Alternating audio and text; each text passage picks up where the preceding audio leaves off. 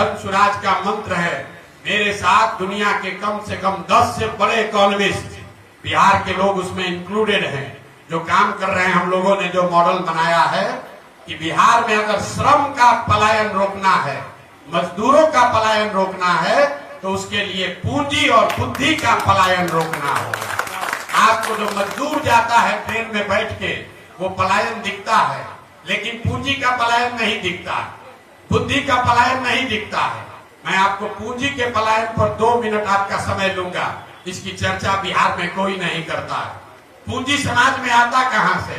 पूंजी आने का 2 ही तरीका है। एक, जो पैसा आप कमाकर बचाते हैं, जो अर्जित करते हैं, खर्च के बाद जो बचता है वो आपका हुआ मूलधन। और पूंजी का दूसरा स्रोत है बैंकों से मिलने वाला कर्ज, लोन। तो ज्यादातर लोग कुछ हिस्सा अपना पैसा, अपना बचत का लगाते हैं और 2/3 या 60%, 70% पैसा लोन से लेते हैं, बिजनेस धंधा करने के लिए, गाड़ी खरीदने के लिए, घर बनाने के लिए। आप लोग यहाँ आए हैं गाड़ी से, मोटरसाइकिल से, शायद ही कोई ऐसा आदमी होगा जो बिना फाइनेंस के गाड़ी और मोटरसाइकिल खरीदा होगा।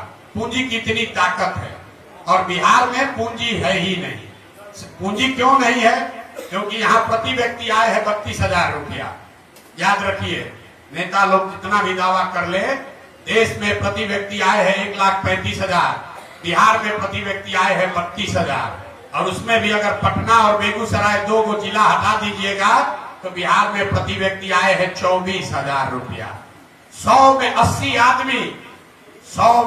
आदमी बिहार में आज की तारीख में भी 100 रुपया नहीं कमाता है।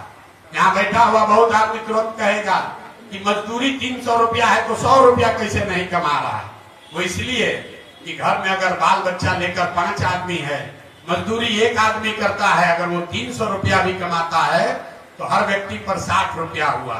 और वो भी उसको 30 दिन मजदूरी नहीं है, 15 दिन मजदूरी मिली तो हर व्यक्ति पर 30 रुपया हुआ। तो ये आंकड़ा याद रखिए, 100 में 80 आदमी दिन में 100 रुपया नहीं कमा रहा है, तो खाने पीने के बाद उसके पास पैसा बचना ही नहीं है। और दूसरा पूंजी का स्रोत है बैंक। बैंक क्या कर रहे हैं? आप और हम कह रहे हैं बाहर से उद्योग आएगा, हम बता रहे हैं बैंकों से पूंजी का पलायन कैसे हो रहा है। रिजर्व बैंक ऑफ इंडिया एक आंकड़ा जारी करता है, जितने पढ़े लिखे लोग हैं जाकर रिजर्व बैंक ऑफ इंडिया के वेबसाइट को देखिए। रिजर्व बैंक ऑफ इंडिया एक आंकड़ा जारी करता है जो बताता है, एक अनुपात है CD रेशियो, मतलब कितना पैसा आपने बैंक में जमा किया और बैंकों ने उसके बदले में कितना पैसा ऋण व्यक्ति और समाज को दिया।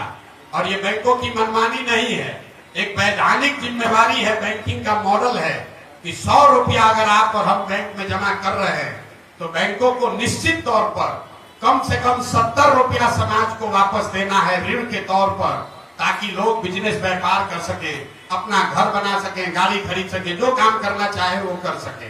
बिहार में इसकी स्थिति क्या है? पूरे देश में CD रेशियो है अभी करीब 74%। मतलब अगर 100 रुपया पूरे देश के लोगों ने बैंकों में जमा किया तो बैंकों ने 74 रुपया वापस किया समाज को। बिहार में 1990 से लेकर पिछले वित्तीय वर्ष तक CD रेशियो है 40%। लालू जी के जमाने में ये घट के हो गया था 18%।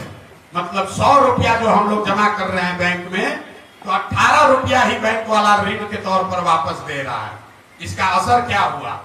पिछले फाइनेंशियल ईयर में, पिछले वित्तीय वर्ष में बिहार की गरीब जनता ने, बाहर के उद्योगपतियों ने नहीं, बिहार की गरीब जनता ने यहाँ के बैंकों में जमा किया 4,61,000 करोड़ रुपया।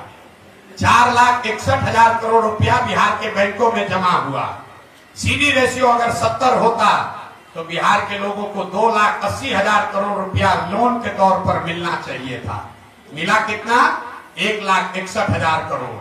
बाकी का पैसा कहां गया? बाकी का पैसा बैंकों ने यहां से उन राज्यों में ट्रांसफर कर दिया जहां उद्योग धंधे लग रहे हैं, जहां रोजगार है, जहां तरक्की है। गुजरात में, कर्नाटक में, केरल में, तमिलनाडु में, आंध्र प्रदेश और तेलंगाना में CD रेशियो 90 या उससे ज्यादा है। वहां के लोग अगर 100 रुपया जमा कर रहे हैं तो बैंक वाला 105 रुपया लोन दे रहा है। और बिहार की गरीब जनता 100 रुपया जमा करती है तो हमको आपको 35 रुपया 40 रुपया मिलता है। इसका नतीजा क्या हुआ? 1990 से लेकर पिछले फाइनेंशियल ईयर तक बिहार के बैंकों ने 26 लाख करोड़ रुपया, इसको ध्यान रखिए, कोई नेता कोई पत्रकार ये बात नहीं करेगा, 26 लाख करोड़ रुपया बिहार के लोगों की जमा पूंजी बैंकों ने यहां से ट्रांसफर कर दिया दूसरे राज्यों में। और आप सोच रहे हैं कि कोई 2000 करोड़ रुपया लाकर चीनी मिल बना दे। अरे अपना घर लुट गया। 26 लाख करोड़ रुपया बैंकों ने बिहार के लोगों का दूसरे राज्य में दे दिया, और आप और हम सोच रहे हैं कि 2000 करोड़ रुपया कोई बाहर से लेकर आए। अब आप कहिएगा भैया सरकार में कोई इसका बात क्यों नहीं कर रहा है? बिल्कुल इसका बात होना चाहिए। आपकी जानकारी के लिए बता दें कि सीडी रेशियो को देखने के लिए मुख्यमंत्री की अध्यक्षता में कमेटी है, जिसको हर महीने बैठना है, जिसको ये सुनिश्चित करना है कि बैंक ये पैसा लोगों को दे। लेकिन जैसे डॉक्टर इंजीनियर मुख्यमंत्री का बात नहीं सुन रहा है, जैसे पुलिस और शिक्षक बात नहीं सुन रहे हैं, जैसे सीओ बीडीओ बात नहीं सुन रहा है, वैसे बिहार में बैंक वाले भी मुख्यमंत्री का, सरकार का बात नहीं सुन रहे हैं। इसीलिए ये दुर्दशा है। तो जन सुराज का जो प्रयास है कि अगर 70% भी सीडी रेशियो बिहार में कर दिया जाए तो हर साल करीब करीब 2.5 लाख करोड़ रुपया एडिशनल यहाँ इन्वेस्ट होने लगेगा। आप बड़ा घर बना सकेंगे, ज्यादा बड़ी गाड़ी खरीद सकेंगे, ज्यादा लोग मोटरसाइकिल खरीद पाएगा, ज्यादा लोग रोजी रोजगार कर पाएगा। जब लोग रोजी रोजगार करेंगे तो स्वाभाविक है यहाँ पर और एम्प्लॉयमेंट जनरेट होगा, उससे यहाँ से पलायन रुकेगा। और अगर पूंजी का पलायन रुका तो उससे बुद्धि का भी पलायन रुकेगा। जो पढ़ लिख कर लोग बाहर जा रहे हैं वो लोग यहाँ वापस आएंगे, और जब बुद्धि और पूंजी दोनों का पलायन रुकेगा तो श्रम का पलायन अपने आप रुक जाएगा। जो फाइनेंशियल मॉडलिंग की गई है, आपने रघुराम राजन का नाम सुना होगा। आरबीआई के गवर्नर थे यहाँ पर, तमिलनाडु के हैं, बहुत बड़े इकोनॉमिस्ट हैं। लेकिन आपको प्राची मिश्रा का नाम नहीं मालूम होगा। यही पटना की लड़की है।